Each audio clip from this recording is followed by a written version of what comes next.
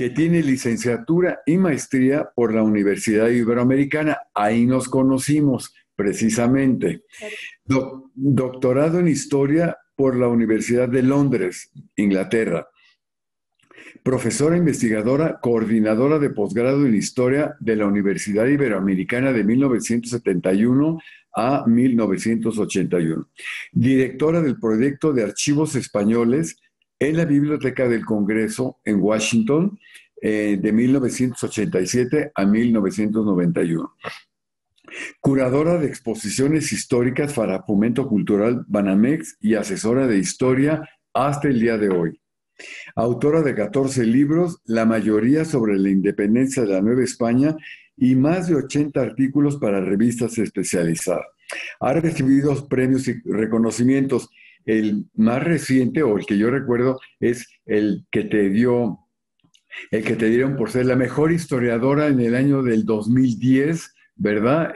Con las conmemoraciones precisamente del inicio de la Guerra de Independencia, ¿verdad? Así que hemos aprendido mucho de todas tus conferencias. Tus conferencias están en líneas y, bueno, pues, ¿quién mejor que tú para esta conferencia que lleva por título Causas contra los insurgentes, que aprenderemos muchísimo? Muchísimas gracias, Lupita, y te escuchamos con gran gusto. Pues muchísimas gracias, Manuel. Ya sabes con qué cariño y con qué alegría siempre me da participar en todo lo que organiza el Centro de Estudio de Historia de México. Muchas gracias, muchas gracias, Lupita. Le debemos los historiadores, y no nomás los historiadores, sino todo el pueblo de México. Esa labor que ha hecho por años, lo que tú has emprendido por años, esa difusión nos ayuda a tener más claridad en quiénes somos, a dónde vamos, y sobre todo a tener identidad, que eso es muy importante. Una persona sin identidad, una comunidad sin identidad, un pueblo sin identidad es frágil, puede ser sometido muy fácilmente, manipulado, ¿sí o no?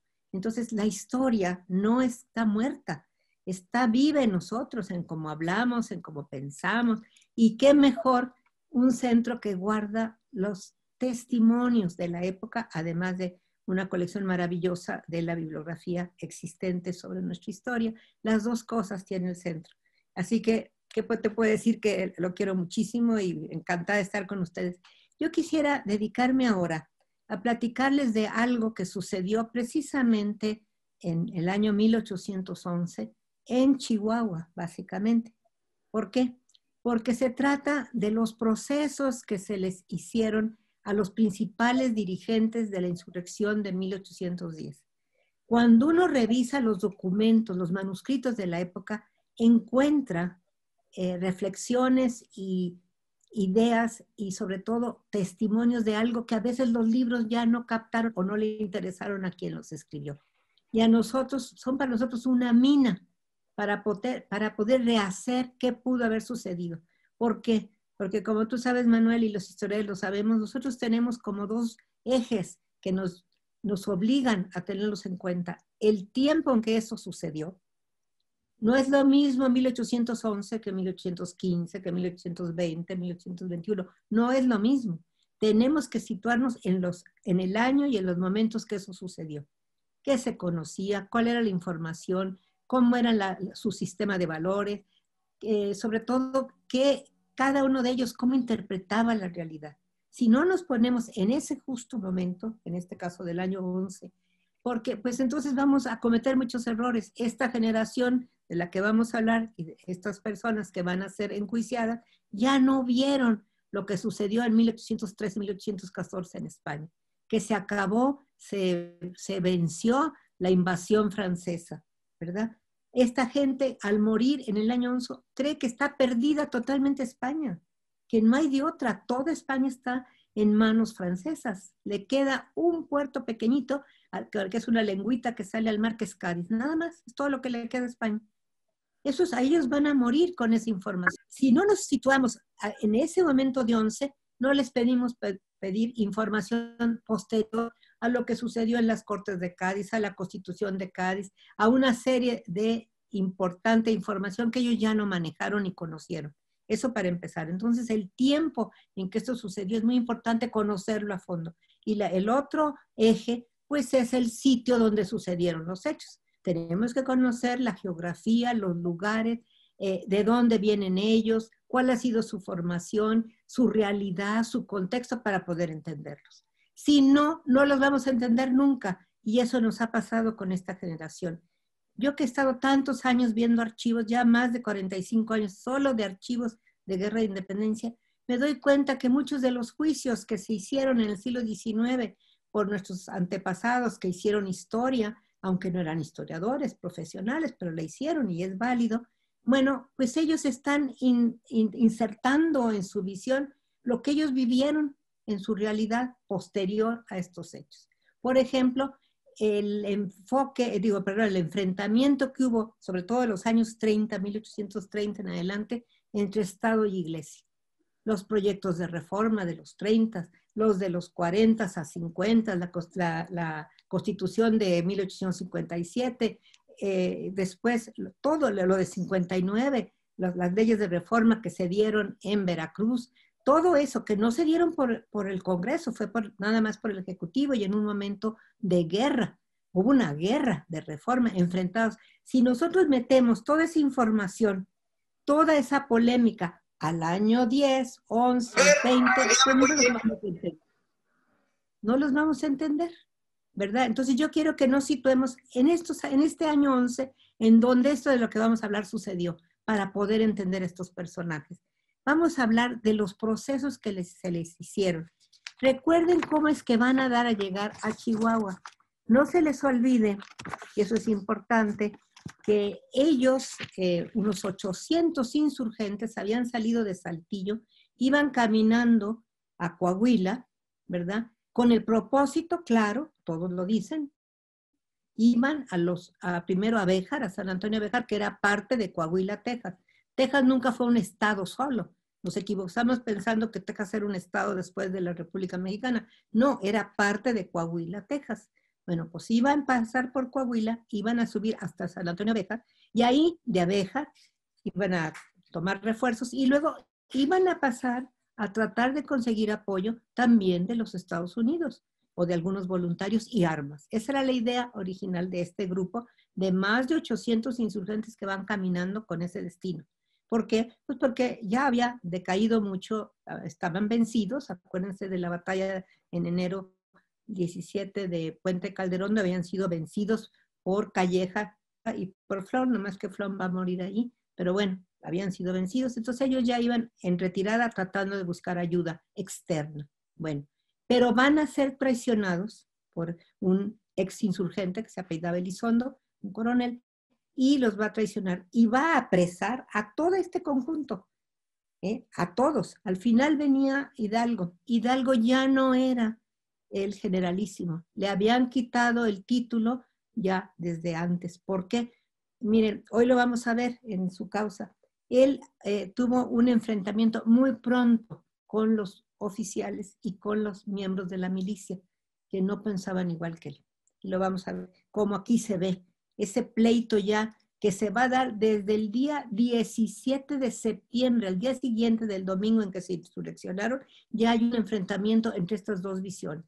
Y se ve clarísimo en los procesos.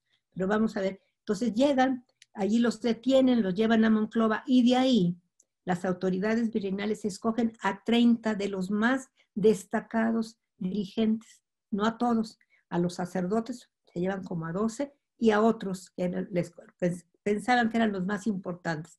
¿Por qué? ¿A dónde? ¿Por qué los apartan? Porque los quieren mandar hasta Chihuahua. ¿Por qué a Chihuahua? Pues porque ahí estaba el comandante general de las provincias internas. Aunque el virrey Calleja les pide a los de Coahuila, mándenme estos presos, mándenlos a la Ciudad de México, dicen no. Fueron apresados dentro de las provincias internas, se los mandamos al comandante que está en Arredondo, que se apellidaba, se los mandamos allá porque son reos ahora de las provincias internas y no se lo quisieron mandar a Calleja. Entonces ahí van, pobrecitos, imagínense lo que fue esa caminata en aquellas montañas hasta llegar a Chihuahua. Allá van a llegar. Bueno, cuando llegan, es un viaje muy penoso, van cuidados por 25 personas realistas, pero no les llamaban realistas, eso es otro problema, ¿eh? Fíjense cómo nos equivocamos, hablamos de realistas, pero investigadores actuales muy serios, como algunos, han visto que la palabra realista no se usó sino hasta por 1815. Al principio todos dicen estar peleando por el rey, como que realista uno y el otro no. Como veremos, los del año 11, todos todavía están, según ellos, peleando por regresarle el trono a Fernando VII, que está de víctima, preso de Napoleón. Recuerden que va a ser liberado hasta el año 14. Ellos no lo sabían. Entonces, todavía, esa primera etapa de la insurgencia, ya hay conflicto interno entre ellos, ya se ve aquí, pero sin embargo todavía todos en general hablan de que se le va a regresar el trono al rey que es la víctima, ¿no? Porque eso es lo que ellos sabían. Bueno, entonces llegan allá y van a llegar hasta el 23 de abril de 1811. Bueno, ¿a dónde los llevan? Y ojo aquí, los instalan en el antiguo colegio jesuita de Chihuahua, que había sido fundado en 1718 para niños tarahumaras por los jesuitas, y obligados los jesuitas a abandonarlo cuando fueron expulsados la Compañía de Jesús en 1767. Se convirtió en el Hospital Militar de Chihuahua. Ahí llegan. Si ustedes ven, porque todavía hubo algunos dibujos y fotografías de este lugar, es de un solo piso y se ve un patio con varios cuartitos alrededor y una capillita pequeñita de un solo piso, creo que estaba dedicada a San Pedro y San Pablo, y al lado, y eso es muy importante y al final yo quiero que la vean, estaba la iglesia de los jesuitas de Nuestra Señora de Loreto. Verán por qué es importante después que lo comentemos, pero ahí estaba. ¿Qué pasó? Allí los van a poner a estos presos. ¿Dónde los iban a meter? No había otro lugar. Sabemos por los documentos que en el cuartito número 1, de alguno de los alumnos o de los padres, estuvo, no son celdas, es un cuartito para un alumno o para un sacerdote. Ahí estuvo Hidalgo. En el cuartito número 2 estuvo Allende y así estuvieron los demás presos. ¿Por qué les digo esto? Allí está. Miren, esta es la iglesia. Pegadito al lado estaba el colegio. Esta iglesia se mantuvo hasta 1861. Desgraciadamente, todo el colegio, que nomás era de un piso, con estos cuartitos alrededor y un patio, fue totalmente destrozado y acabado. De hecho, hoy, si ustedes van a Chihuahua, hay una calle que se llama Libertad, que está aquí, de lo que sería enfrente de... Pero esta iglesia también fue totalmente destrozada, pero le dejaron la parte derecha, donde ustedes ven estas dos ventanas, era una de las torres. Esa parte la dejaron. Ya veremos, ahorita ya no les cuento, porque esto va a quedarse como de interés, qué pasó con esa parte y por qué es tan importante que hablemos de qué sucedió con este lado derecho de toda la iglesia que desapareció, pero esto se quedó y aún subsiste. Y vamos a ver por qué subsiste. Bueno, les digo que allí estuvieron presos. Ahora, vamos a ver cómo va a ser este proceso que se le va a hacer. Empecemos por Hidalgo. Se va a iniciar el 6 de mayo. El 8 de mayo él cumplía, acuérdense que había nacido el 8 de mayo, cumplió 58 años. Nada de que el insignia ancianito, no era ningún ancianito. Tenía 58 años el 8 de mayo. A veces andaba 2 horas a caballo, pues tan ancianito no estaría, ¿verdad? Pero en fin, lo ponemos como un viejito, le hacemos lo que a San José, que se veía viejito para hacerlo padre de la patria, pero en fin, no era ningún viejito, era un hombre fuerte, que tenía fuerzas. Bueno, ahí está y van a ser un grupo de asesores y de militares los que lo van a interrogar con unos abogados y hay un asesor que lo va a revisar toda la causa que se llama Rafael Bracho. Es importante porque vamos a ver lo que hace Bracho con todas las causas y su análisis final de todas las causas. Le preguntan cómo se llama y dice que se llama don Miguel Hidalgo y Costilla. Su estado es presbítero, cura párroco de Dolores. Ojo que dijo cura párroco. Otro error continuo entre cómo hablamos y en cómo escribimos es que los curas se fueron a la insurrección o los curas se fueron a la revolución. No, señor, los curas no significa todos los sacerdotes. Para ser cura se necesita ser cura párroco. ¿Cuántas parroquias había en la Nueva España? Unas 1117 parroquias. ¿Y cuántos clérigos sacerdotes había? Había más de 6000. No todos tenían parroquias. Cura párroco es el que tiene parroquia. Entonces, cuando decimos los curas se fueron a la revolución, pues estamos mal, porque tenía que tener parroquia y no tienen. Entonces, no son curas, solamente el que tiene parroquia. Él sí lo era, por eso es importante, él sí lo era. Y dice que es de un pueblo de Dolores, del obispado de Valladolid, y dice, soy español. Eso era normal, eso es otro error que cometemos. ¿Qué eran? Pues eran españoles, todo ese grupo. ¿Por qué? Porque eran miembros de algo que se llamaba monarquía española. Y si ustedes ven, como yo que he visto los libros de las parroquias, de bautizos, de matrimonios y de funciones, hay tres, el de españoles, el de indios y puede haber el de pardos. Pero ustedes van a encontrar en los libros de españoles cantidad de personas que ustedes dirán son mestizos. Por ejemplo, el gran pintor maravilloso, Juan Patricio Morlete del siglo XVIII, maravilloso pintor, que nació en 1713 en San Miguel del Grande, actualmente se llama San Miguel de Allende, pero era San Miguel del Grande. ¿Saben dónde está? En el libro de españoles. Su padre es español, su madre es un indígena y sus padrinos son mulatos.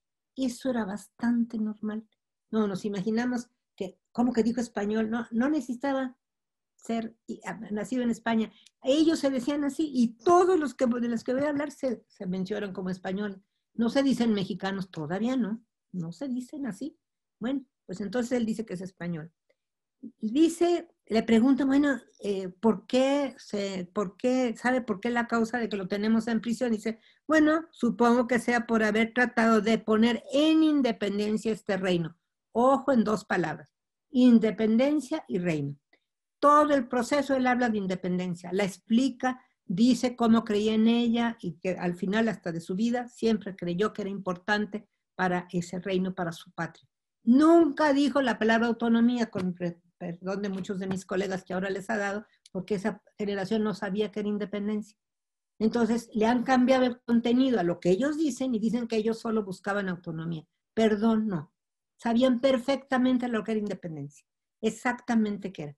¿Por qué dicen eso? Es una corriente que nos vino de Estados Unidos. Yo conozco a la persona que la inició allá en la Universidad de California, pero ¿saben qué está detrás de esa idea? Que estos pobrecitos del año de 10 en adelante, pues no sabían lo que era independencia. Independencia la van a conocer cuando fueron República Federal en 24, porque adquirieron las instituciones de Estados Unidos. Allí sí entendieron la independencia. Eso es lo que está detrás. Perdóname, yo estuve 10 años en la Biblioteca del Congreso y le digo que eso es falso. Y tuve discusiones con ella. No nos quieran imponer que somos independientes cuando ustedes digan que somos independientes, porque somos como ustedes. Hay eso detrás. Hay una ignorancia y una soberbia detrás de esas posiciones. Entonces, les digo, si ustedes revisan en el Archivo General de la Nación este documento, verán que la independencia todo el tiempo están hablando de ella y la entienden perfectamente bien. Nada de que es una autonomía nada más. No, eso no lo dice. No porque no exista la palabra, que es griega, pero no la usan nunca. Yo en todo lo que he visto, nunca le he visto que la mencionen siquiera. Entonces nosotros hoy, en el siglo XXI, les cambiamos el contenido y decimos, es que estos pobrecitos no entendían. Es hasta 24 que ya supieron lo que era independencia, pues hicieron República Federal. Yo tuve discusiones allá en la Biblioteca del Congreso con ellos diciendo, oigan, no, nacimos como un imperio constitucional en el año 21. No, porque no entendían que era independencia, sino hasta ser como nosotros. No, señores, no necesitábamos ser como ustedes para entender. Fíjense lo que está detrás y que nosotros lo asumamos y lo repitamos. Pues esa es la tristeza que me da a veces de cómo no reflexionamos. Bueno, en estos documentos está clarísimo lo que ellos entienden. Dice, por ejemplo, la insurrección tuvo principio en el expresado pueblo, está hablando de Dolores, el día 16 de septiembre. Todos hablan del 16 de septiembre, nadie menciona el 15 de septiembre, ninguna de estas causas. Todos nos dicen que se levantaron el 26, seguimos haciendo el grito, supuesto grito, que tampoco existió como grito, esa es una metáfora, que quiere decir la voz de insurrección. Bueno, todos hablan del 16, que se levantaron. Nosotros seguimos insistiendo en el 15, ¿sí o no? No pasó nada el 15, nada, estaban dormidos, porque Aldama llega en la madrugada a hablarle a Allende primero, luego Allende, ya que hablaron ellos, despiertan a Hidalgo, pero ya es el domingo. Todos dicen que pasó el día, y dice clarísimo, hasta la hora la dice Hidalgo, a las 5 de la mañana, cuando ya se pusieron ellos a decir qué iban a hacer. Bueno, Entonces, Hidalgo va platicando lo que hizo, ¿verdad? Y fíjense bien lo que dice. Esto es importante. Dice que tuvo conversaciones antes de ese día con don Ignacio de Allende, dice, acerca de la independencia. Esa la repite siempre, independencia, independencia. Dice, estaba persuadido que la independencia sería útil al reino. Nunca pensó entrar en proyecto alguno, a diferencia de don Ignacio Allende, que siempre estaba propuesto, listo para hacerlo. ¿Sí? Siempre le está echando, aquí siempre va a decir que el que tenía las ideas y el que organizaba todo era Allende. Lo dice y lo dice muchas veces. Bueno, entonces él dice que a principios de septiembre Allende le pidió que fuera a Querétaro, por favor que se presentara ahí. Fue Hidalgo y dice Allende le presentó a 2 sujetos allí y dice Hidalgo de poco carácter. Uno se llamaba Epigmenio, está hablando de Epigmenio González, su hermano era Emeterio. Son 2 hermanos, que los van a apresar por ser miembros de la Junta de Querétaro, y los van a mandar, uno de ellos va a ser condenado a muerte, pero lo van a perdonar y lo mandan preso hasta Filipinas. ¿Saben cuándo regresa de Filipinas, Epigmenio? Regresa hasta por 1850. Allá está hasta los años 50. Bueno, pero hay una novela que se presentó, creo que contigo ahí, Carlos, ¿te acuerdas? Digo, contigo, Manuel, en donde lo matan en 1811, el autor de la novela. Y yo le dije, oye, pero si murió por los 50, regresó de Filipinas. No, ya lo había matado en 11. Pero bueno, no se murió, volvió en los 50. Bueno, él es el que dice eso y dice que él no creyó en lo que le decía. Y dice, no, Allende le estuvo insistiendo y decía, no, esto no va a funcionar, los que inician esto nunca ven los resultados, no quería. Y dice que después Allende le escribió de San Miguel el Grande que ya había logrado presentarse mucha gente, tanto en Querétaro como en las haciendas alrededor. Esa es otra. Mucho del contingente primerito de la llamada insurgencia, que vamos a ver dónde vino la palabra insurgentes, no la inventaron ellos, se las pusieron los enemigos. Bueno, ellos venían muchos de las haciendas, por eso las telenovelas como la famosa esa de Televisa, que se llamaba la de, no sé cómo se llamaba, la de la antorcha encendida, yo le puse la antorcha apagada porque estaba llena de errores. Las haciendas fueron parte de la insurrección, varias de las haciendas de la zona, y ahí aparecen como los malvados hacendados que maltrataban a los peones y eran todos anti-insurrección, no es cierto. Se gestaron en las haciendas de toda la región y no de la zona de Querétaro y de San Miguel, de Celaya, no hombre, de por todos lados, pero ellos no lo dicen así. Bueno, total, dice Hidalgo, aceptó el partido de la insurrección, ¿verdad? Y entonces ahí va contando. A mí lo que me interesa es largo, le decía yo que para que se den cuenta la importancia que los fiscales que los interrogaron ahí en Chihuahua les dieron. Fíjense que la causa de Allende tiene 73 páginas, perdón, 78 páginas. En cambio, esta de Allende, de Hidalgo, solo tiene 43. Y ahí vemos la diferencia, porque lo que los fiscales están encontrando al hablar con todos estos que están presos, pues que el alma de toda la preparación de la insurrección fue Allende. Y así lo van a decir, por escrito, todos los fiscales. El motor de esta insurrección fue Allende y tiene su causa 78 páginas. La de Miguel Hidalgo tiene 41 páginas. Todavía la de Mariano Jiménez tiene más, tiene 43 páginas. Bueno, ¿dónde está esta causa de Miguel Hidalgo Castilla? Está en el Archivo General de la Nación, ahí lo pueden encontrar, ¿verdad? Ahí está. Y la de Ignacio Allende, ojo con la de Allende, que la vamos a ver ahorita en adelante. Esa no llegó a la Ciudad de México. Por eso no está presente en las historias de Alamán, de Mora, de Bustamante, de todos los que escribieron en el siglo XIX sobre la Guerra de Independencia. La de Allende llegó hasta 1910, en pleno siglo XX, y a punto de iniciarse la insurrección, llegó al Archivo de la Nación. No se conoció entonces durante el siglo XIX cuando se escribieron los famosos 4 evangelistas de la independencia. No la conocieron y es muy larga, y le digo que tiene 78 páginas. ¿Por qué? Porque se dice y le preguntan porque saben que él organizó todo. Y ahora que hablemos de la causa, a ver todo, desde cuándo empezó a organizar todo y dónde. Nada más en Querétaro no, en Valladolid no, en Salamanca no, en Veracruz, en muchísimas partes, sobre todo en la Ciudad de México.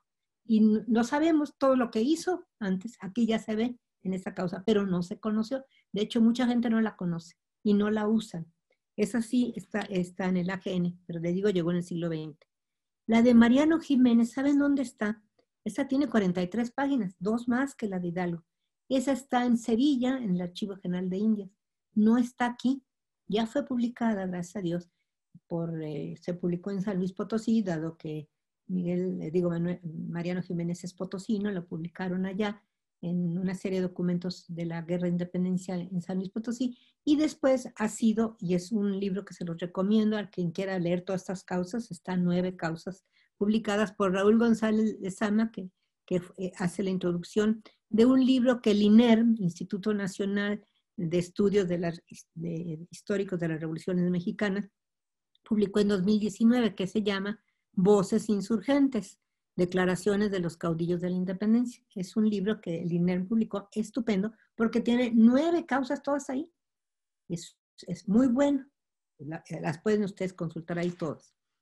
Bueno, pues les digo eso para que vean qué nos va a decir más Hidalgo. Hidalgo nos está diciendo una serie de cosas que a mí me hicieron mucho pensar, porque decía yo, no entiendo qué le pasó a Hidalgo. Era un sacerdote bueno, había estado con sus fallas y sus defectos, como todo ser humano, pero también sus logros. Tenía un hermano mayor, a quien quería mucho, que era también sacerdote, José Joaquín, que había sido párroco interino de San Miguel el Grande, donde va a morir en 1803. Y quien va a dar la misa y el funeral de su hermano en San Miguel es Miguel. Y ahí van a enterrar a su hermano, que está enterrado del lado del Evangelio en la parroquia de San Miguel. Entonces, los sanmiguelenses los conocían a los 2 hermanos muy bien. No eran extraños para ellos, eran amigos, los conocían muy bien. ¿Por qué les digo eso? Porque lo que uno ve en estos documentos, que les digo que Allende, como vamos a ver que fue el que organizó todo, él llegó a tener una junta en San Miguel de más de 60 miembros.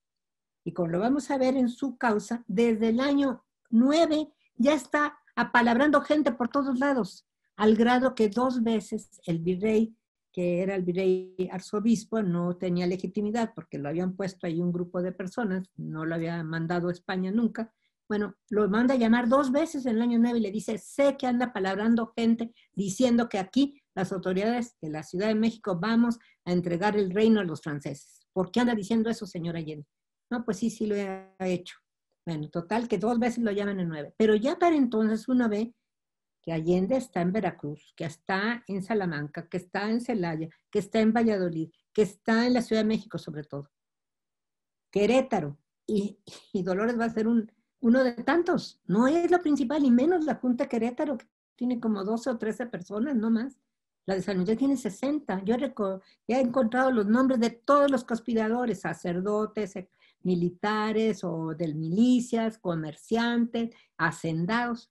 Todos esos nombres ya están ahí en la casa de Allende, en el museo. ¿Por qué? Porque todos esos participaron, todos, y muchos murieron. Si ustedes un día tienen la paciencia de irse caminando por las calles de San Miguel de Allende hoy, van a ver por todos lados, murió en Chihuahua, fusilado en Chihuahua, fusilado en Monclova, murió. Descabezaron la villa de San Miguel. No se recuperó sino hasta el siglo XX. Miren, como historiadora, ¿yo saben qué hice cuando me encontré con todo esto en el Archivo General de la Nación? Cuando revisé bien los documentos de Allende, me fui a vivir, ya tengo 32 años viviendo en San Miguel, todas las fines de semana ahí vivo. ¿Por qué? Porque dije, es que aquí se hizo todo estaba pensado aquí. Y como pasa con la historia, que la historia no la podemos predecir, es impredecible, pues hubo un accidente que van a darse cuenta, primero en la ciudad de Guanajuato, no fue primero Querétaro, allí ya están acusados Allende, Aldama y Abasolo, fíjense, no el padre Hidalgo no, estos 3 están acusados de estar organizando una insurrección. Y allá en Querétaro también, los acusados no es Hidalgo, es Allende. De hecho, acuérdense que doña Josefa no le manda el recado a Hidalgo, se lo manda a Allende.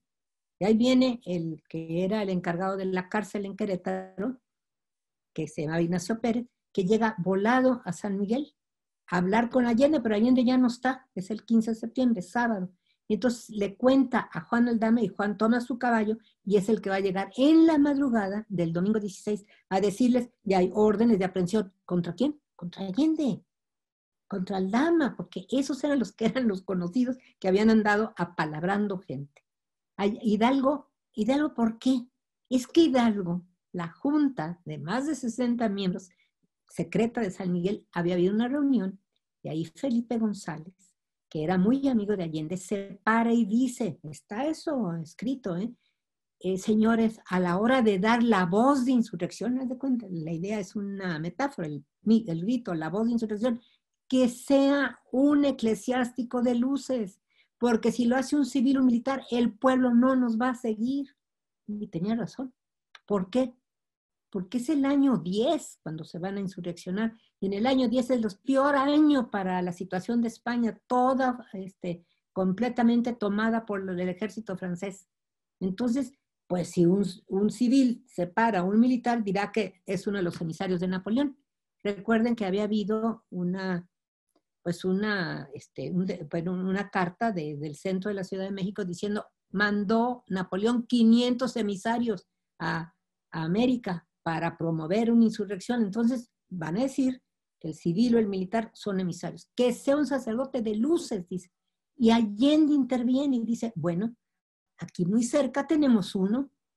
Todos lo conocían a Miguel Hidalgo y además les recuerda, es muy amigo del intendente Riaño, que es la autoridad de todo Guanajuato, y además es muy amigo de Abadi Queipo, una gran figura eclesiástica de la diócesis de Valladolid.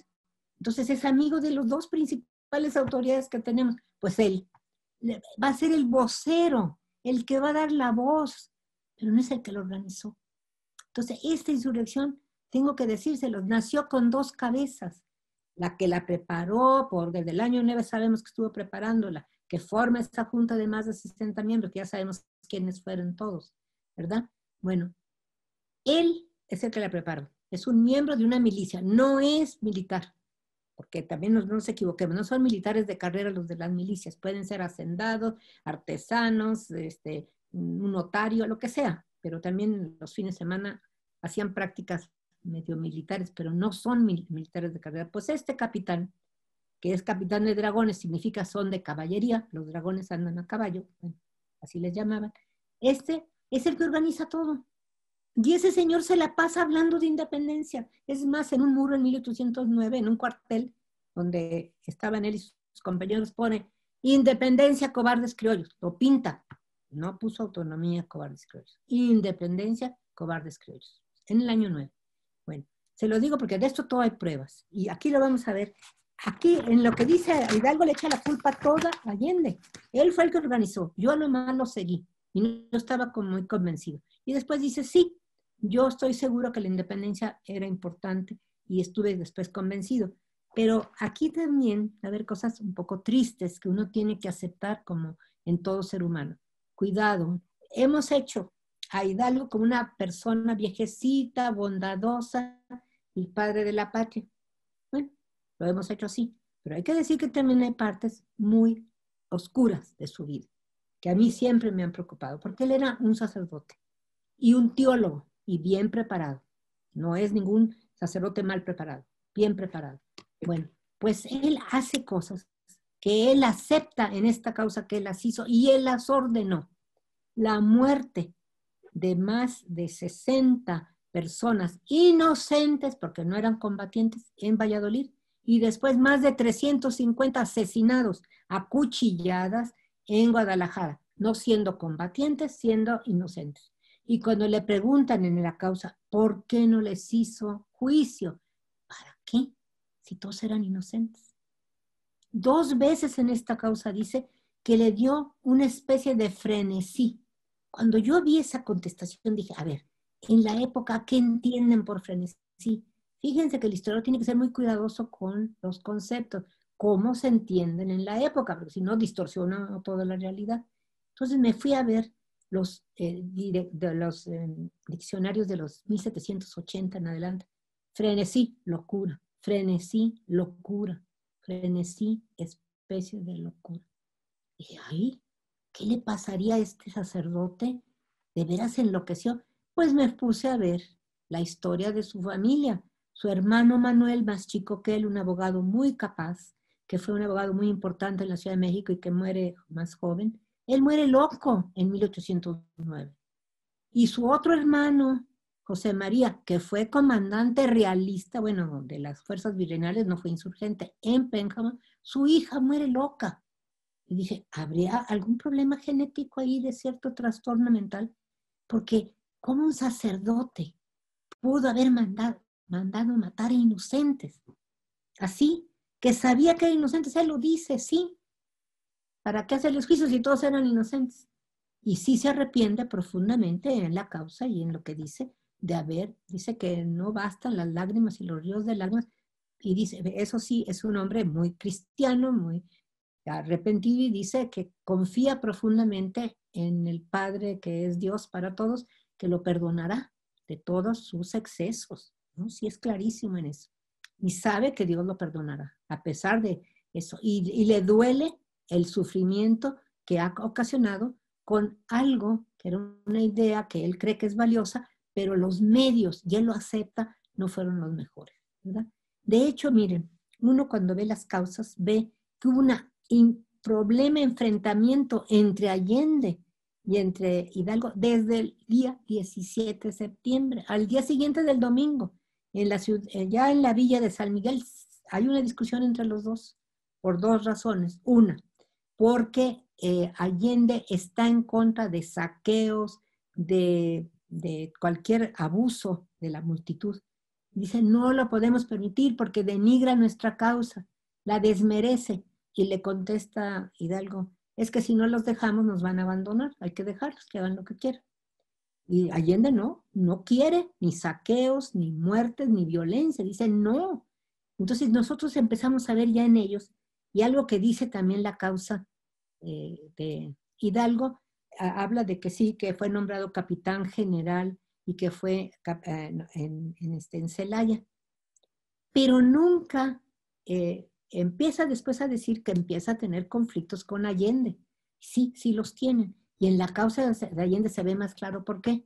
Porque dice Allende, nosotros quedamos todavía en Dolores, todavía el día 16, cuando se reunieron esa mañana temprano, quedaron que 3 iban a dirigir la insurrección y siempre trabajarían los 3, la autoridad de los 3 juntos. Iba a ser Hidalgo, Allende y Aldama. Siempre iban los 3 a decidir juntos. Y cuenta Allende que eso no sucedió. Que inmediatamente que tomó el mando Hidalgo ya no permitió la autoridad de los otros dos. Lo dice Allende. El señor cura ya, él tomó las decisiones. Dice, a mí me llamó mucho la atención que fuéramos a Guanajuato. ¿Por qué a Guanajuato? Si la idea de lo que ellos pensaban es ir a la Ciudad de México. Su propuesta, y también lo dice Allende, era seguir el plan de la Ciudad de México. El único que habla del plan de la Ciudad de México es Allende, aunque algo menciona Hidalgo, pero el que explica dice, nosotros no hicimos ningún plan, estábamos esperando los resultados de la Ciudad de México. Y el que menciona a 2 que estaban en la Ciudad de México, que se veían con Allende, fíjense, aquí son 2 muy importantes. Uno es un Faguaba, no dice cuál de todos los Faguaba, parece que fue José María Faguaba. Es miembro de la familia más importante minera de toda la Nueva España y más rica de toda la América Española. Eso escrito por Humboldt. Los Faguabas son los más ricos, no de la Nueva España, de toda la América Española. Esos. Bueno, con eso estaba en contacto ya Allende en la Ciudad de México. Y también está en contacto, es muy importante, con el conde de Santiago, uno de las principales nobles de la Nueva España, y con otro, que es el Marqués de Rayas. Ese, considerado por las autoridades virreinales el principal corifeo de la insurrección. Entonces, bueno, de hecho, este Marqués de Rayas les presta al primer grupo que todavía no se llaman insurgentes, ahorita nada más cuando se van a llamar insurgentes, que va a llegar un poco antes de Guanajuato, llega a la hacienda de este Marqués de Rayas, que es la hacienda de Burras. Allí se instalan los que vienen de Dolores, de la ciudad de la Villa de San Miguel, de Celaya, que vienen caminando, se quedan en la hacienda de Burros. Desde ahí Hidalgo le escribe a Riaño. Bueno, porque es del amigo, de este Marqués de Rayas, que después va a ser investigado por las autoridades y dicen que es el peor corifeo de la insurrección. Quiero decirles que ese corifeo de la insurrección, el Marqués de Rayas, y ese Faguaga también, con los que Allende tenía contacto, van a aparecer firmando el Acta de Independencia en 1821. Son parte del movimiento final de 21, porque nos han dicho que 21 es otra cosa, ¿verdad? Es la contradicción de todo lo anterior. Yo he encontrado miembros de todos los momentos, desde 8, 9, 10, 11, me he ido por todos los años y vuelven a aparecer en 21. No es cierto que sea otra cosa, una contrarrevolución, como decía Romeo Flores Caballero en un libro del Colegio de México. ¿Cuál contrarrevolución si yo los vuelvo a ver a todos ahí otra vez? Ahí están firmando el Acta de 21 y son miembros de la Junta Provisional Gubernativa que estableció Iturbide. Hay 6 miembros de la Sociedad Secreta de Guadalupe firmando el Acta 21. Está el que presidía a los Guadalupes. Es el mero mero, allí está entre los de 21. Entonces, ¿cómo? ¿Qué es otra cosa? No, yo creo que es la síntesis de varias propuestas, ¿verdad?, que van apareciendo desde 8 hasta 21. Pero no lo hemos visto así porque no conocemos la trayectoria de cada uno de ellos. ¿Ven? Ven cómo cambia. Por eso estas causas son interesantes. Y cuando uno ve lo que dicen, pues está uno viendo, como les digo, las cosas que dice Hidalgo. Hidalgo, por ejemplo, él dice que tuvo siempre inclinación por la independencia. Eso fue, dice, lo que lo obligó a decidirse, dice, con tanta ligereza o llamarse frenesí, locura. Sí le pasó algo, porque cuando llega a Guadalajara, además de autonombrarse Alteza Serenísima, cosa rarísima, él, y tiene su guardia de corps que lo cuidan, manda a matar la cantidad de presos que tienen ahí, que tienen, algunos dicen que 350, otros hablan hasta de 700, que fueron asesinados, porque no se puede decir de otra cosa, solamente con cuchillo para que no se oyeran los balazos. Cuando Allende, que ya estaba peleado, en gran parte con Hidalgo, ellos se pelean. ¿Por qué se pelean? Porque Allende le dice a Hidalgo, señor, tenemos que volver a Guanajuato, la hemos dejado abandonada, Calleja se va a echar sobre Guanajuato, no le podemos hacer eso a los guanajuatenses, tenemos que ir a defender Guanajuato. Hidalgo se niega y se va mejor a Guadalajara.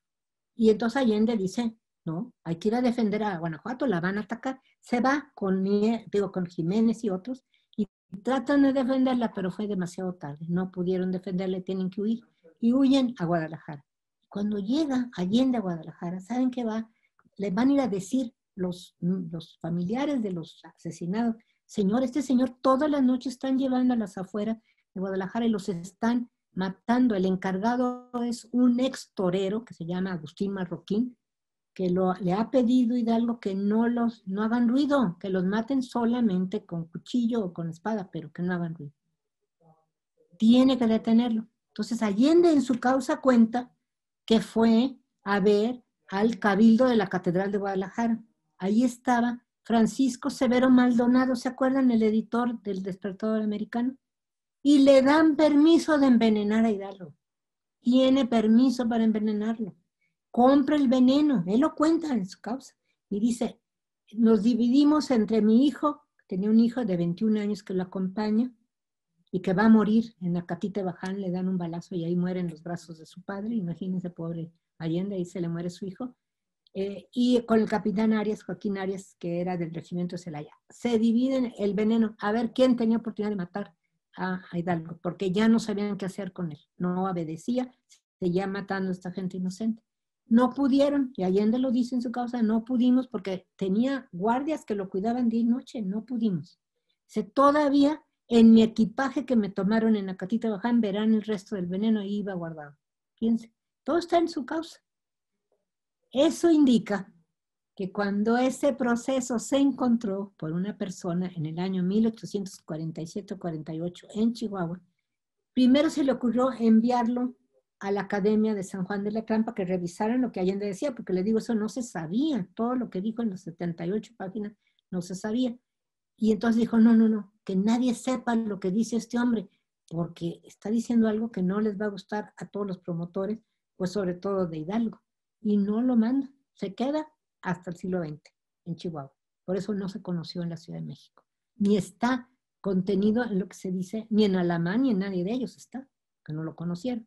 Bueno, les cuento esto para que vean cómo es importante los manuscritos, buscarlos, confrontarlos, preguntarles, compararlos con otros documentos de la época. Yo he hecho esta comparación con todas las causas para ver qué parte de razón tiene. Bueno, ahora, pasando a esto de Allende, Allende va a ser interrogado en mayo.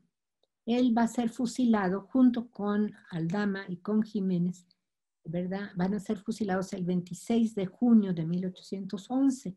Bueno, Allende, todos los fiscales se dan cuenta que el que organizó todo, como dicen ellos, el motor de esta insurrección fue este señor. Este es el mero mero.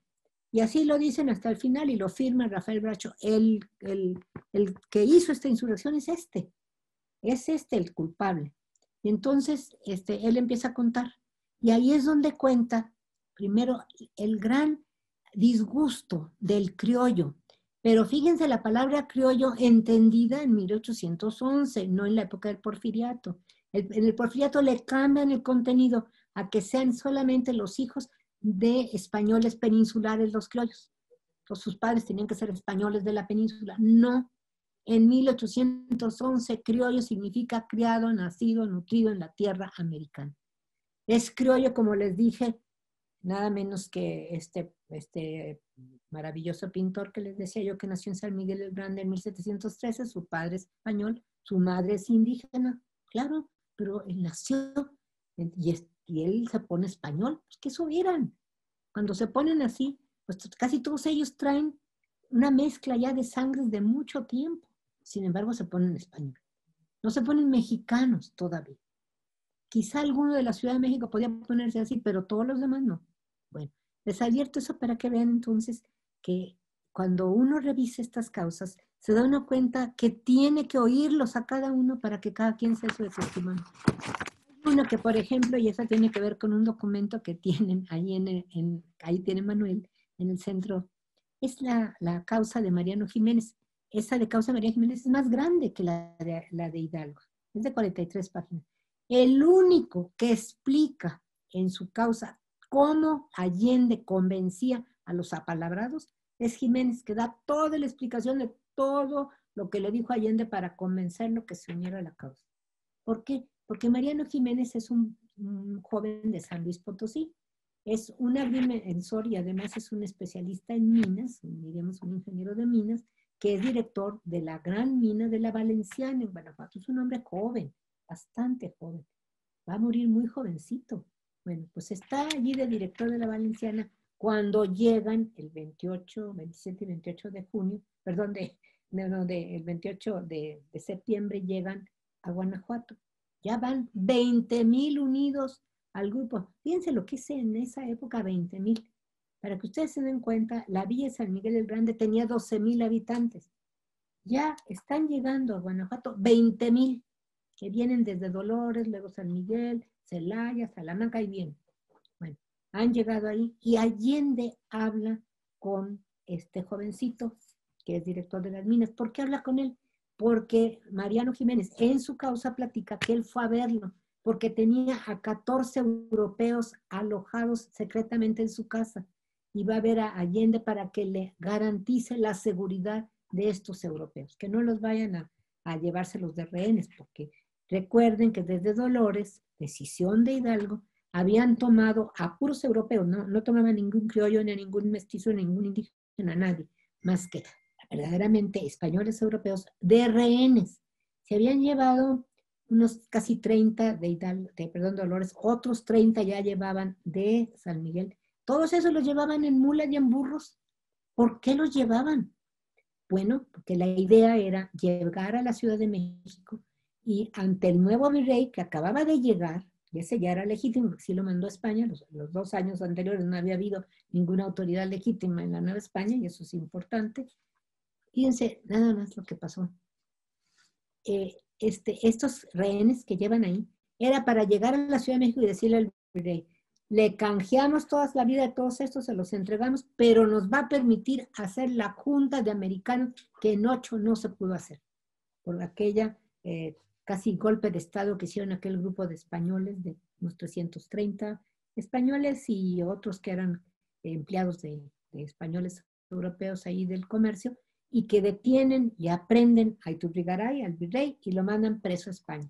Y por 2 años la Nueva España no tuvo un gobierno legítimo, porque España estaba en guerra y no mandó nadie.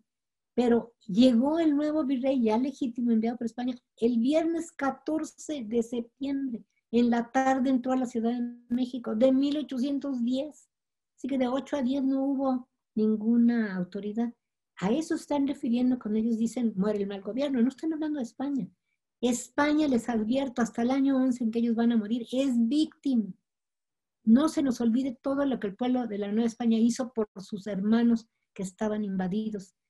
Miren, es bonito ver, Morelos mandó 30 pesos, que era mucho en la época. Hidalgo mandó 30 pesos para las colectas que hacían para ayudar a sus hermanos invadidos por los franceses. Las mujeres de la Ciudad de México y de otras ciudades se iban de casa en casa colectando dinero. ¿Saben para qué? Para enviárselo a las viudas y a los huérfanos que habían sido muertos por el ejército francés en España. Y eso fue el apoyo de la Nueva España, apoyó al pueblo español en su lucha. Es más, por ejemplo, Querétaro les mandó zapatos a todos los guerrilleros españoles. Es que, bueno, en el año 9 llegaron 3 fragatas británicas al puerto de Veracruz a recibir 3 millones de pesos que la Nueva España mandaba para que se pagaran precisamente a los, entre comillas, voluntarios británicos que estaban ayudando al pueblo español y para pagar lo que estaba costando la defensa contra los franceses. Es decir, la Nueva España se volcó en ayudar. Entonces la insurrección no fue contra España, es otro error que decimos. ¿Qué mexicanos contra españoles? ¿A qué horas y cuándo? No existe eso. Nada de eso. Estamos viendo que es el año 11, en donde el rey es una víctima, el rey deseado, Fernando VII, pobrecito, no lo conocían, ¿verdad? Pero bueno, ellos creían que era una persona víctima. No solamente para el año 11, fíjense cómo estaría esa generación.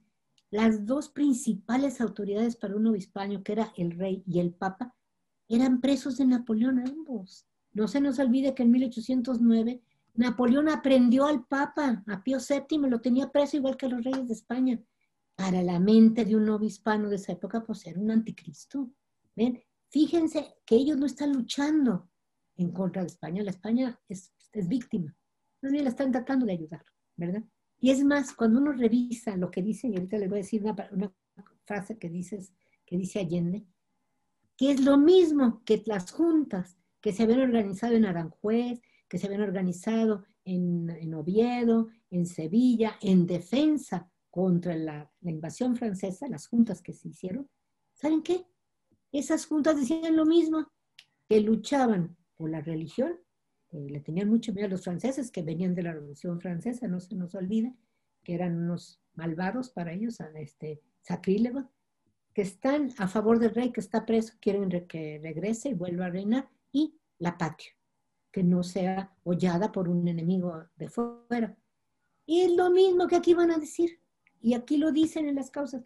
Nosotros luchamos por el rey, por Dios y por la patria, lo mismo que el pueblo español estaba haciendo contra los franceses. No se nos olvide, esa generación no es la de 14, 15, no es la de 20, esos tienen otra historia. Estos hasta el año que mueren, ellos es lo que habían vivido. Ahora, es otra cosa importante. Ahora vamos a pasar a alguna frase que dice Hidalgo, que dice Allende, que a mí siempre me impresiona mucho. Les digo, es muy larga, por eso no puedo detener, sería aquí casi, no sé cuánto nos tardaríamos. Pero él dice algo muy importante, cuando le dicen, usted es reo de alta traición, eso sí, no. En todo caso dice, soy reo de alta lealtad. Le está diciendo, porque nosotros nos levantamos por la religión, por el rey y por la patria. Lo mismo que están haciendo los españoles que estaban luchando contra Napoleón. Le está diciendo, ¿cómo que soy yo de lealtad? ¿Cómo? ¿Verdad? Fíjense cómo cuando a veces uno oye los argumentos, se da uno cuenta cuando algunos están engañando. Están usando falsedades para acusar a otros. En este momento, todos los que se van a llamar insurgentes, les dije, no se pusieron ese nombre. Insurgentes les llamó Calleja y Flón, que es el primer grupo que se va a la contra los levantados. Ellos se decían patriotas, ellos se decían rebeldes en todo caso, pero nunca se dijeron insurgentes. Pero les ponen así, pues Calleja y Flón. Hay una frase muy interesante ya de 1812 que aparece en un periódico insurgente. Está entrando a San Miguel el Grande, uno de los insurgentes, y dice, nos han llamado insurgentes, no nos gusta el nombre, pero ya lo hemos aceptado, porque finalmente insurgentes les llamaron al pueblo español que se levantó contra Napoleón. Bueno, pues aceptamos ese nombre, y lo aceptan, ellos no se lo pusieron. La palabra realista, un investigador bueno de la UNAM ha dicho, y ha hecho un trabajo muy importante sobre la trigarantía, sobre el ejército trigarante, y dice, en realidad realistas van a ser hasta el año 15 las fuerzas del gobierno, porque hasta el 15, hasta 14, hasta la vuelta del rey, todos decían defender al rey, pero sí hay una variante que se ve en las causas. Hidalgo ya estaba en una actitud de no pelear mucho por el rey, no estaba ya muy convencido de que se portara también el rey. En cambio, Allende sí, hasta el final dice, no, nosotros le devolveremos el reino al rey que está preso, ¿verdad? Cuando regrese, se lo devolveremos. Ahora, ojo, eso no está en contra de la independencia. Creer que no quieren la independencia porque quiere que regrese el rey, yo les quiero recordar el modelo de toda la época del Atlántico en 1820. Todas las revoluciones del año 20 atlánticas que están en Portugal, que están en lo que fue la península itálica, no, todavía no estaba como nación, pero que está en Nápoles, que también está en Sicilia, que está también en toda Grecia, cuando se levantan contra el Imperio Otomano, en los decembristas rusos, en los principados alemanes, todos de 20 en adelante se levantan en rebeliones y revoluciones. Bueno, todos dicen lo mismo. Queremos una monarquía constitucional con el modelo de la Constitución de Cádiz, que es el modelo para todas estas revoluciones, pero además con un rey ya hecho. Todos quieren un rey ya preparado. ¿Qué hace Grecia cuando en 1825, después de 21 que consigue su independencia? Pues se trae una familia alemana y la pone de rey, que es, pues el antepasado, son los antepasados de la reina Sofía de España, que es de origen alemán. ¿Qué hace lo que hoy es Bélgica cuando termina su guerra su revolución de independencia? Flandes, cuando se convierte en Bélgica, ¿qué hace? Pues se trae una familia alemana también, que va a ser Leopoldo I, el papá de Carlota de Bélgica, la que fue la emperatriz en México. Su padre es alemán, son primos, él es tío directo del papá de Carlota, de la reina Victoria de Inglaterra, es prima hermana la reina Carlota nuestra de Victoria. También, bueno, es que son lo mismo, son familias alemanas que las ponen al terminar la revolución porque quieren monarcas ya hechos. No está reñido en esa época la idea de un rey con independencia, ¿no? Nosotros somos los que ahora los dividimos, pero en esa época era normal, era el modelo más avanzado de los años 20, pues imagínense en 11, no está reñido, nosotros le cambiamos los contenidos. Les platico eso para que vayan viendo lo que hemos hecho. No me puedo tardar en contarles todo lo que está contando Allende, porque Allende, por él nos damos cuenta que estaba muy extendida la red de comisionados que había mandado la Junta de San Miguel el Grande, pues a Guadalajara, a Guanajuato, a Veracruz, a Valladolid, a Salamanca, por todos lados. La de Querétaro la había formado Allende con Francisco de Lanzagorta, que es otro sanmiguelense. Esos son los que lo organizaron, pero tenía como 12 personas, no es una gran junta como la de San Miguel, que tenía más de 60. Estuvieron ya unidos los de San Miguel con la de 1809, ¿cómo se llama? La rebelión o el plan de insurrección que tenían en Valladolid en el verano de 1809. Ya Allende y Abasolo ya estaban metidos en esa rebelión. Es que era una como red. Y eso se nos olvida, no es nomás Querétaro. Fíjense, ¿no les llama la atención que Querétaro nunca fue insurgente? Toda la guerra, de 10 a 21, fue de las autoridades realistas. Nunca fue insurgente Querétaro. No que ahí se había hecho todo, no, es que no se hizo ahí nada, más que era pequeñita la junta, era una de las que fundaron estos sanmiguelenses. Bueno, hay otra cosa interesante. ¿Qué dice José Ortiz de Domínguez cuando ya está presa en el año 1813 y la han llevado a la Ciudad de México y está en el convento de Santa Teresa presa? Le escribe a Calleja y le dice, mi hijo mayor, todos los años de la guerra ha sido miembro de las fuerzas virreinales, nunca fue insurgente el hijo mayor de Josefa. Y esa es la historia prácticamente de todas las familias. Si ustedes analizan cada familia de la época, unos son insurgentes, otros no son nada y otros son de las fuerzas virreinales. El caso de Leona Vicario. Leona Vicario, esta muchachita, que por cierto es mi antepasada, porque su hermana María Luisa la mayor es mi tatarabuela, Luisa Vicario, la mayor hermana, que tenía 2 hijas, Ana María y María Cruz. Ana María se casó con Charles O'Gorman, los antepasados del doctor Edmundo O'Gorman, de Juan O'Gorman y toda la familia O'Gorman. Y la otra chica, más chica, que se llamaba María Cruz, se casa con mi tatarabuelo, William von Drusina. Ese es mi abuelito que luego se cambió a Guillermo de Drusina y se está casado con la sobrina de Leona Vicario. Yo digo que de ahí me viene mi amor a la independencia. Bueno, cuando uno ve el caso de la Leona Vicario, dice, pero Leona proinsurgente, dando su fortuna, ayudando secretamente, la prenden, le pasa toda suerte de... Y su tío, su tutor, su padrino, porque sus padres murieron cuando yo estaba muy jovencita, y el que la cuidaba, que había sido 2 veces rector de la Universidad de México, un abogado muy prominente, pues era de los más importantes defensores de las autoridades virreinales. Pues el hijo, el primo de Leona, el hijo de este gran defensor de las autoridades virreinales, va a morir insurgente. La sobrina es también insurgente. El pasante de este notario, que era muy famoso, el que le digo que era un gran escritor contra la insurgencia, pues es nada menos que Andrés Quintana Roo, que se va a casar con la sobrina de este tutor. Y esa es la historia de la guerra nuestra. No es una guerra de españoles contra mexicanos. Está en las familias, unos de un lado, otros de otro y otros no son nada. Lo mismo lo van a ver en los conventos. Los conventos unos son pro insurgencia, otros son en contra y otros no son nada, que es la gran mayoría, ¿eh? Porque no se nos olvida otra cosa que también se nos olvida. Y acá también el caso no haberlo. ¿Cuántas gentes había en la Nueva España? No sé, 6 millones, más o menos calculado, 6 millones. Más de la mitad son mujeres, más de la mitad es menor de 16 años. ¿Esos qué? ¿Qué les pasó? ¿Damos cuenta de ellos? ¿O creemos que todos eran insurgentes y realistas? No, señor, así no fue. Miembros del ejército virreinal que llegaron a ser como 80,000 en todos los años, de 10 a 20, 73,000 habían nacido en la Nueva España, no eran españoles de la península, era el primo de Allende, el hijo de la Josefa, esos eran. ¿Por qué hemos dicho, verdad, que eran otra cosa? O decimos, todos los insurgentes eran guadalupanos y todos los que eran realistas, les decimos, eran de la Virgen de los Remedios. No es cierto.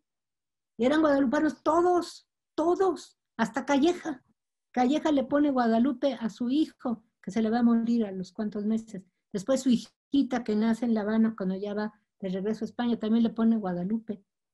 Todos querían a la Virgen de Guadalupe, no nada más los insurgentes. ¿Ven cómo nosotros hemos hecho no sé cuántas marañas? Pues no, así no era. Por eso, y Manuel lo sabe, los documentos son tan importantes, los manuscritos de la época, nos están dando otra idea y otros testimonios. Quiero nada más, porque ya me voy a tardar mucho más, decirles que, por ejemplo, hay 2 cosas más. Uno que lo dice, lo escribe en su proceso. Mariano Jiménez lo dice, es el único que nos dice algo. En el Centro Carso está una carta muy interesante, creo que está escrita en Celaya, en noviembre de 1810, donde está escrita con la mano de Ignacio Rayón, que era el secretario de Hidalgo. Y ahí explican que no tomaron la Ciudad de México porque pues, se perdió mucho parque y porque había pues, deserción y se retiran. Eso dice esa carta. Pero el único que dice otra razón que tiene más validez que esto no parece ser que haya sido todo, es Jiménez en su causa. En la pregunta 25, él contesta y dice que Allende le platicó que tenía gentes en la Ciudad de México que le habrán ofrecido unos de 10,000 a 12,000 personas que los iban a apoyar cuando se presentaron en la capital. Y no solo uno, sino varios le tenían prometido estos contingentes y nadie se presentó. Yo creo que es la verdadera causa por qué no toman la Ciudad de México. Porque los supuestos apoyos que creía Allende que iba a tener no aparecieron. Entonces se retira.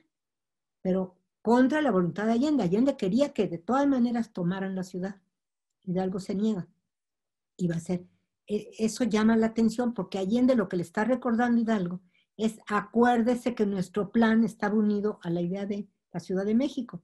Tenemos que tomar conciencia de que lo que queremos es una junta de americanos en la Ciudad de México que gobierne la Nueva España. Entonces, para eso trajimos todos estos rehenes. Sin estos rehenes que le queremos entregar al virrey, pues ¿cómo vamos a tener nuestra junta? Y si nos regresamos, y si nos vamos y no tomamos la Ciudad de México, y ya da órdenes Hidalgo que se retire. El que dice que no tuvieron el apoyo esperado, el único que lo dice es la causa de Mariano Jiménez, que está en Sevilla. Yo creo que esa fue una razón más de peso, nada más de haber perdido Parque, ¿verdad? Pero yo creo que fue esto, no tuvieron el apoyo que creyeron que iban a tener. Ahora, hay otra cosa.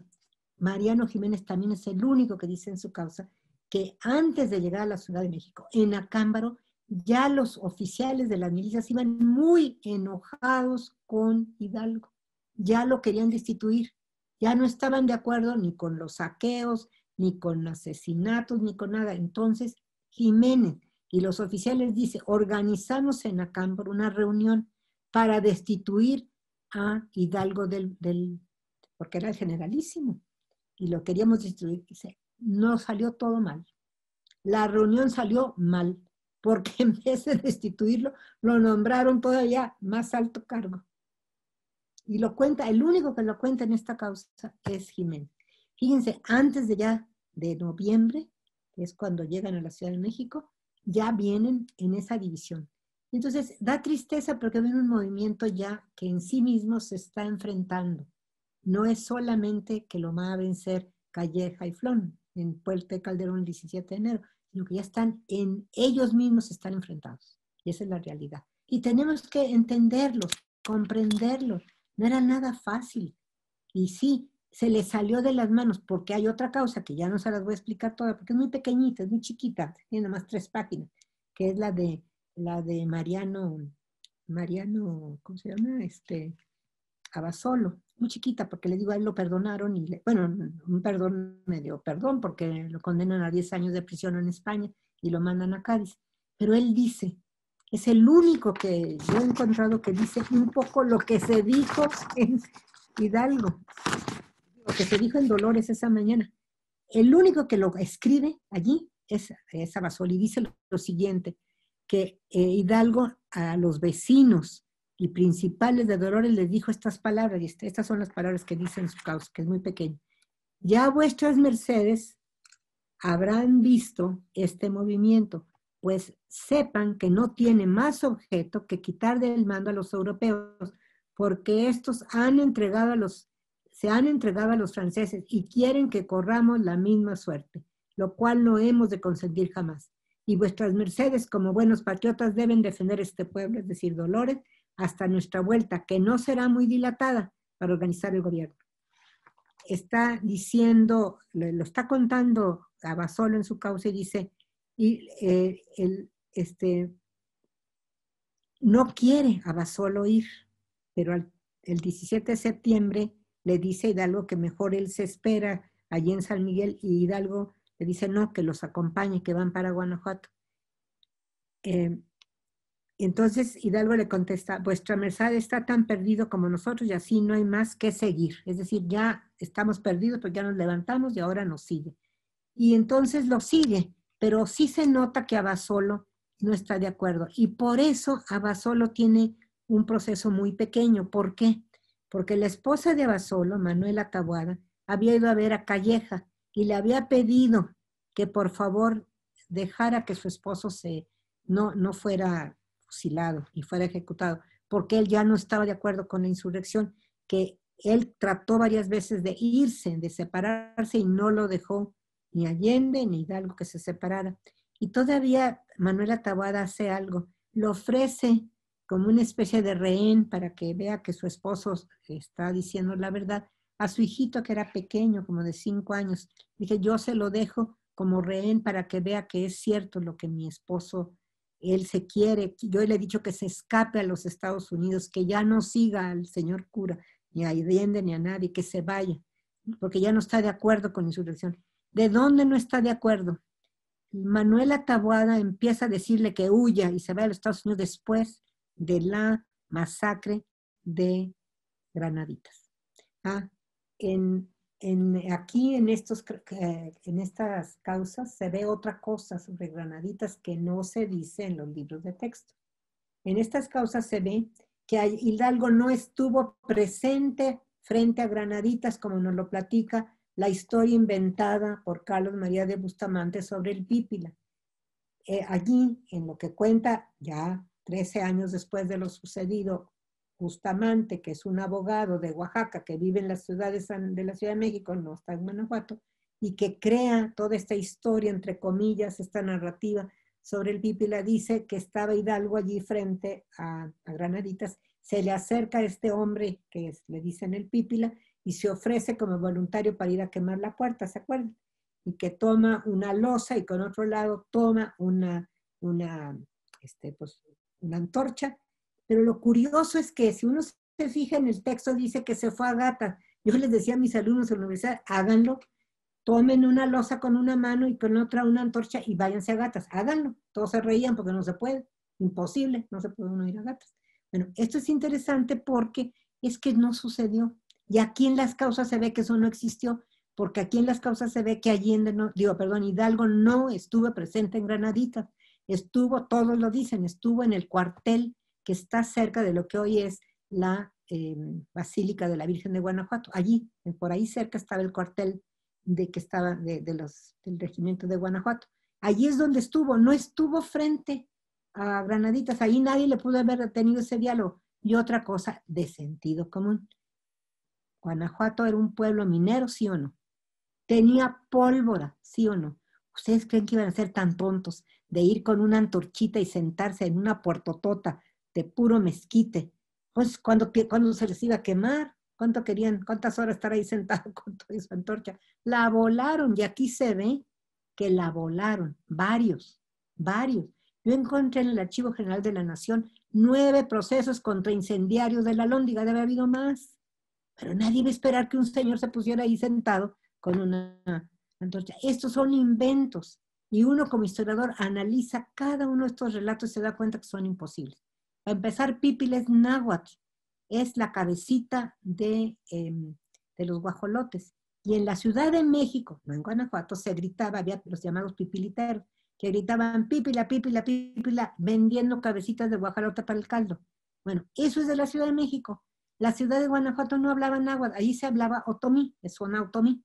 Entonces, todo esto pues está inventado por una persona que está sentada escribiendo en la Ciudad de México, como era Bustamante, que tiene mucha de esa imaginación. Es sumamente imaginativo.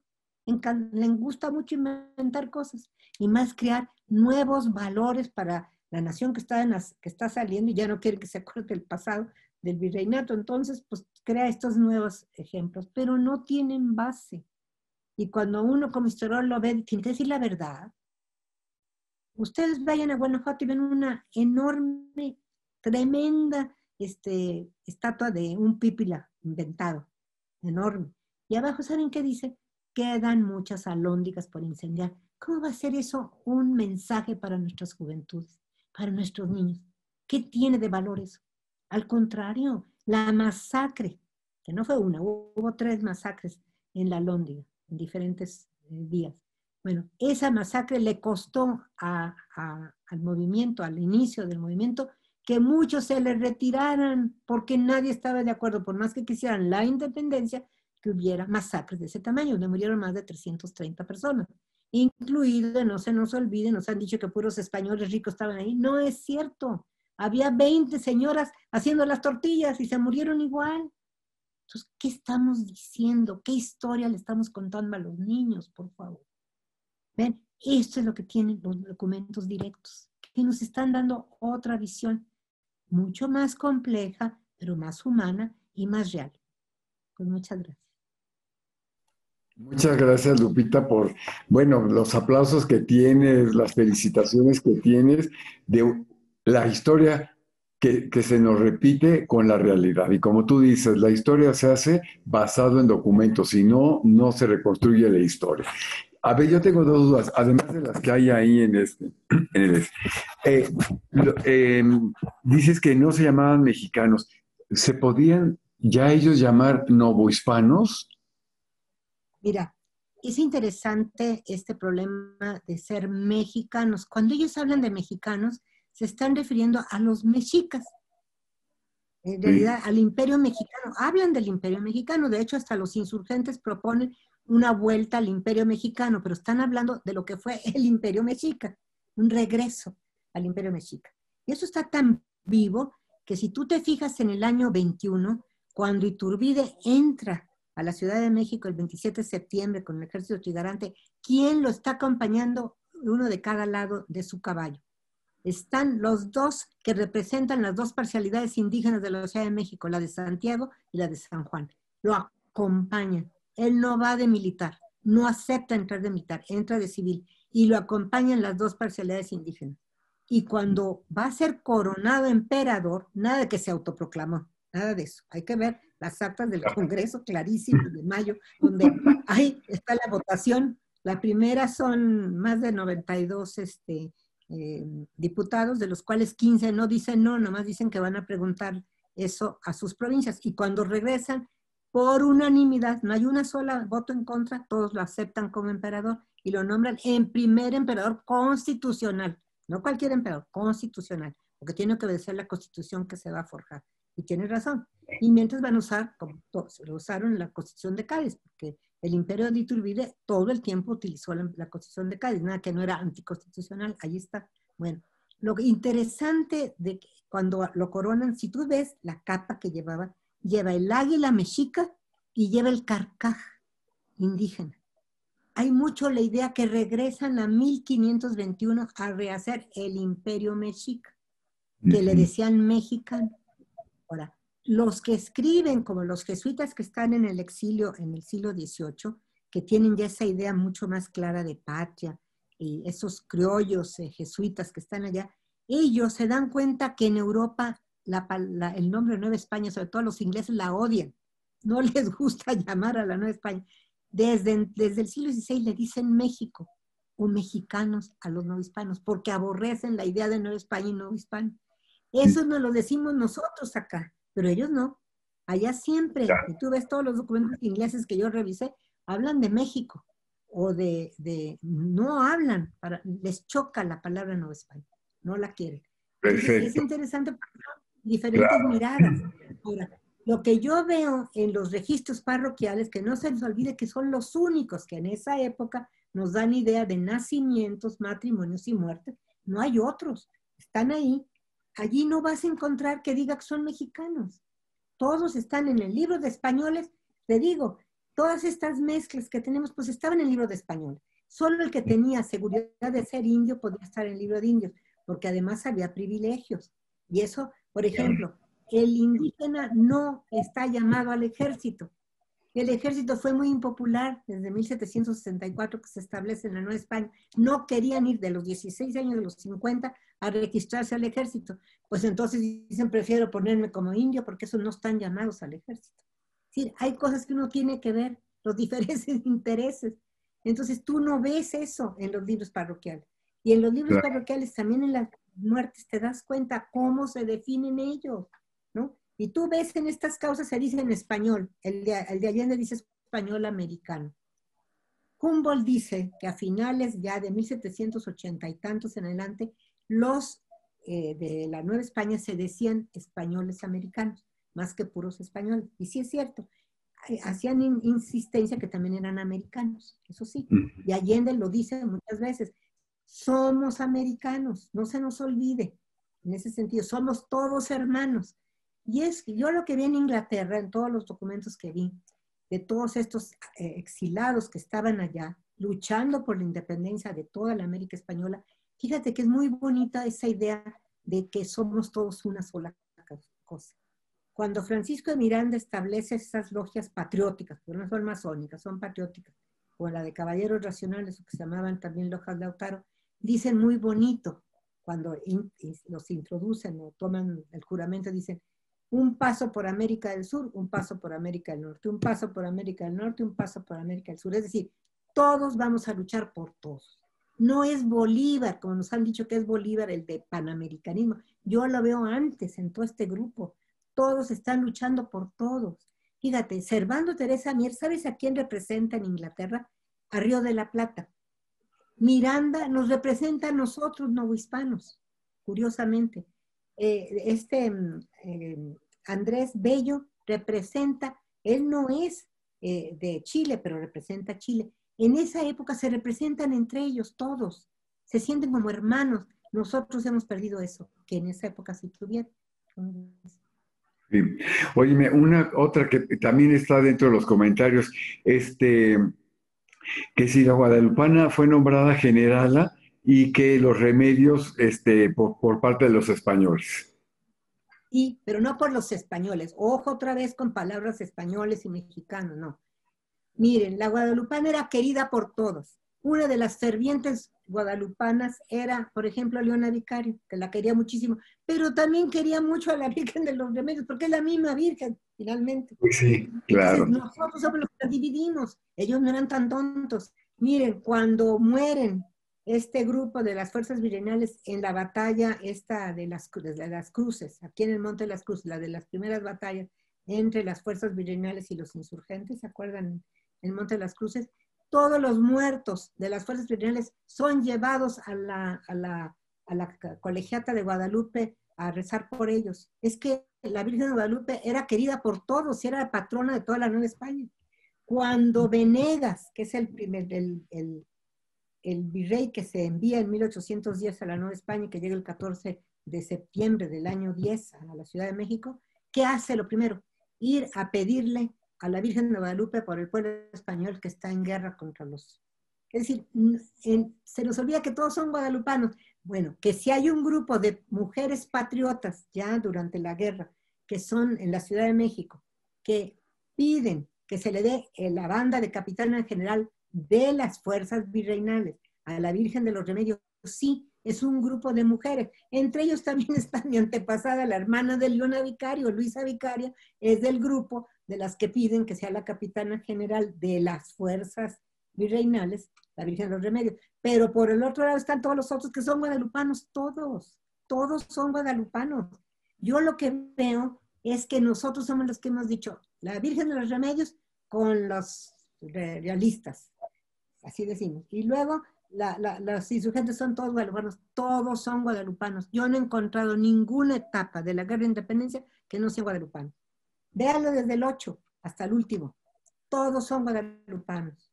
¿Y qué pasa? Que lo que pasa es que sí, en el fragor de la guerra, en estos odios y violencias y venganzas, a veces hubo grupos, no sé quiénes serían, porque pudo haber sido que fueran de las fuerzas pocas que vinieron de España, que algunos sí balacearon en vez de la Virgen de Guadalupe.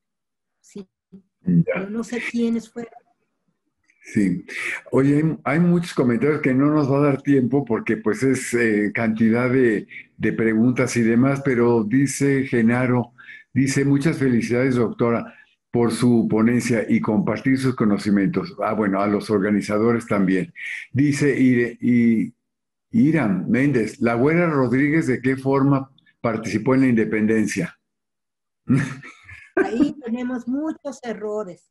La Güera Rodríguez, les recomiendo el libro de Silvia Arrom, que es una gran investigadora de la Universidad de Brandeis en Estados Unidos. Ella es muy seria historiadora y pasó muchos años de su vida estudiando el caso de la Güera Rodríguez.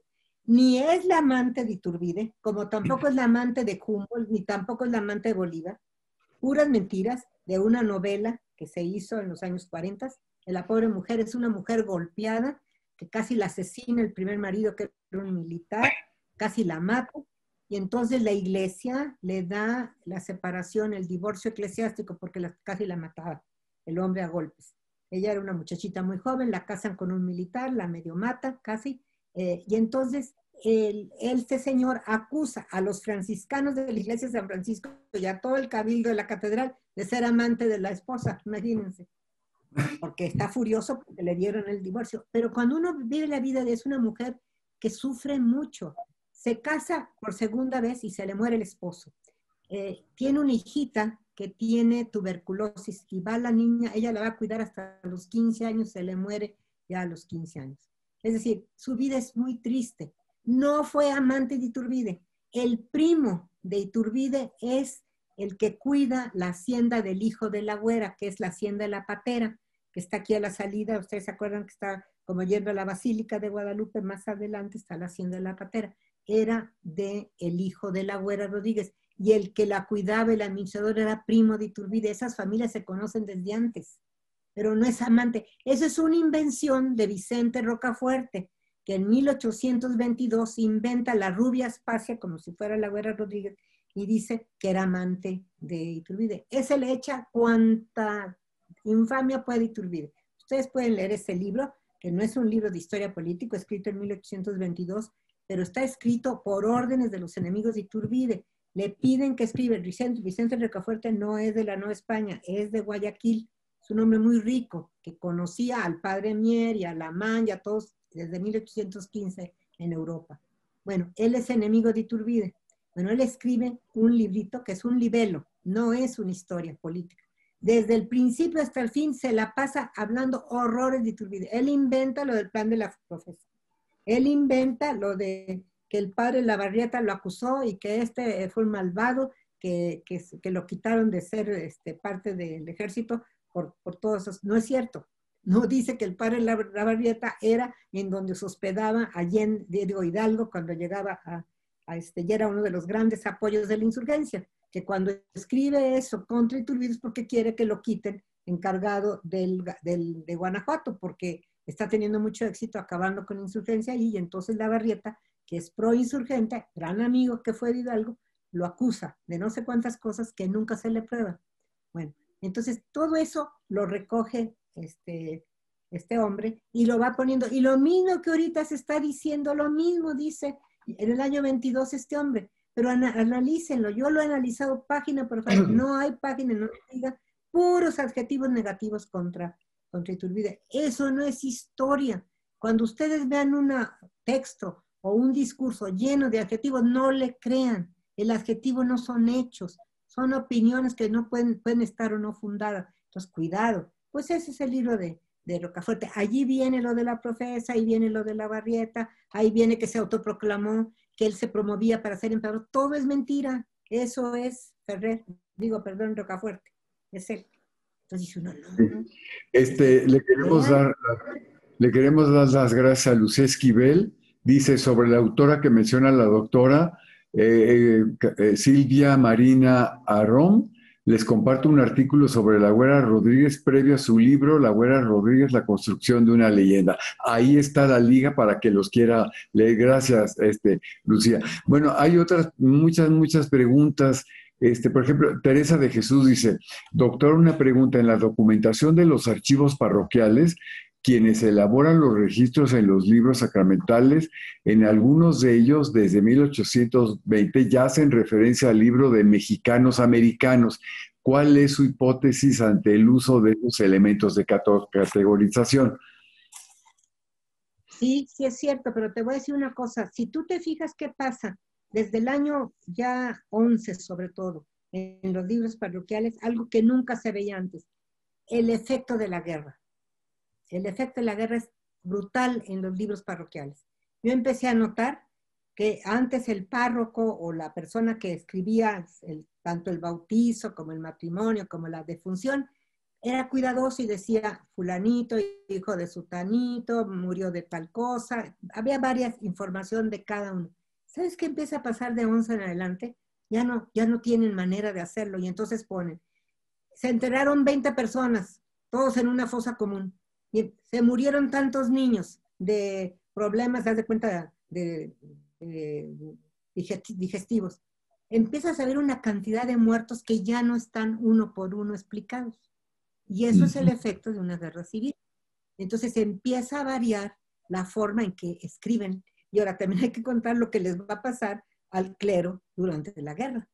Muchísimos del clero se tienen que escapar de sus pueblos, porque o los persiguen las fuerzas virianas o los persiguen los insurgentes. A veces ellos tratan de ser como poner de acuerdo a los dos y no pueden, muchos se escapan. Entonces, esos libros ya no están como estuvieron antes hasta el año 10, porque uno nota el orden que había y cómo casi se derrumba en los años de la Guerra Civil. Entonces, mira, tendría yo que ver esos del año 20 y en dónde, porque también región por región es diferente. Hay zonas donde la guerra no llegó con la fuerza que llegó, por ejemplo, a la diócesis de Michoacán. Todo lo que es la diócesis de Michoacán es donde el mayor número de batallas de toda la guerra se da. No hay comparación entre lo que pasa en Guanajuato, lo que pasa en Michoacán, lo que pasa en todas estas zonas, en comparación de lo que pasa, por ejemplo, muy al norte, o por ejemplo, yo que soy baja californiana, pues no supimos nada de la guerra de independencia, ¿verdad? Más que no llegaba ni una ayuda, que estaban allá muriéndose de hambre y sin sueldos, porque no llegaba nada. Pero de que haya participado, pues no. Y eso pasa, hay que ver región por región, porque no es lo mismo. Mira, hay zonas en el norte que no estaban enterados ni siquiera que había una guerra civil. De Pues veras. sí, pues sí, Y la al sur, comunicación. Chiapas todavía no se unía al Imperio Mexicano, que se va a unir. Como tú te acuerdas, se unió toda Centroamérica. Toda la Capitanía General se une en septiembre de 1821, parte, y luego parte en inicios de 22, se une. Lo que hoy son 5 países fueron parte del Imperio Mexicano hasta el año 23. Pero todo eso va a hacer cambios en estos. Claro. Yo podría decirle con cuidado en qué son estas de 20 y por qué ella se está usando la palabra mexicano o así. No lo sé, tendría que ver a qué región pertenece. Oye, un último Porque sí hay comentario de parte de Genaro Ocio. Dice, la dueña de la imprenta del Despertador americano fue la paisana Petra Manjarres, originaria de los Manjarres Santiago Ignacio Campanillas, 1733, Sinaloa. Así se declara en el ramo criminal de la Audiencia de Nueva Galicia en 1811. Hidalgo tuvo familiares en Rosario, Sinaloa y en Cozalá, Sinaloa, y con ellos envió a Gonzalo de Hermosillo a recaudar fondos a Sinaloa. Se dio la batalla de Piaxtla en San Ignacio, donde Gonzalo de Hermosillo fue vencido por García Conde. Dejó su estandarte dado por Hidalgo escondido en un paraje cercano a la hacienda de La Labor, donde aún se conserva. Interesante comentario. Interesante que, ¿saben qué? La historia regional aporta mucho a esta comprensión que tenemos que tener de la guerra, porque eso nos ha faltado también, incorporar todas las presencias, experiencias de esta vasta. Imagínense que éramos 2 millones de kilómetros en donde Pues van pasando cosas diferentes y que esto está recobrándole la historia regional. claro. Pues Lupita, te damos las gracias enormemente por tu extraordinaria conferencia. A todos nos pones en jaque porque decimos, bueno, ¿qué historia nos han enseñado, no? Y cómo, como dice Cristina Ríos, cómo es necesario volver a los documentos para nuevamente rehacer nuestra historia. Te esperamos con gran gusto en otra conferencia porque ya sabes que aquí te admiramos, te queremos muchísimo y sobre todo por la generosidad con la que nos compartes todos tus conocimientos. Les recuerdo que esta conferencia pasa después en YouTube, después de unos 3, 4 días, porque vale mucho la pena volverle a escuchar, tomar apuntes y bueno, pues felicitarte como te felicitan todos acá en el chat, como se dice. Gracias, Lupita. Estamos en contacto y hasta pronto a todos que nos siguieron. Muchísimas gracias. Yo les doy gracias a todos por la paciencia y nomás quiero decirles, nuestra historia es más hermosa de lo que nos han dicho, porque es Sí, muy humana. Nos está hablando de cada ser humano con sus luces y sus sombras, pero así así nos es. debemos estar. Y yo admiro mucho a Hidalgo y admiro mucho a todos ellos, pero no los juzgo, no soy nadie para juzgarlos, porque no Claro. estoy en sus circunstancias. Por eso les pido que abramos los ojos, leamos más, vayamos a estos centros donde tienen los documentos y los oigamos, escuchemos esas voces que están silenciadas. ¿verdad? Claro. Vamos a Y ver que tenemos que sí, estar agradecidos de esto. sí, y a todos los que nos están escuchando y viendo, las nuevas generaciones, pues tienen la obligación de reescribir nuestra historia. Así que gracias, Lupita, por dejarnos esa tarea y pues adelante los historiadores curiosos de la historia y demás para ver, para estar orgullosos de nuestra historia, que como tú dices es una historia muy particular, ¿verdad? Sí, Muy bien. sí. Muchas gracias, Lupita. Bueno, Hasta gracias pronto a todos. y te Nos esperamos vemos. Adiós. físicamente pronto, ¿eh? Muchas gracias. Hasta luego a todos los que nos siguieron. Adiós. Muchas gracias. Cuídense mucho a todos. Adiós. Muchas gracias. Adiós.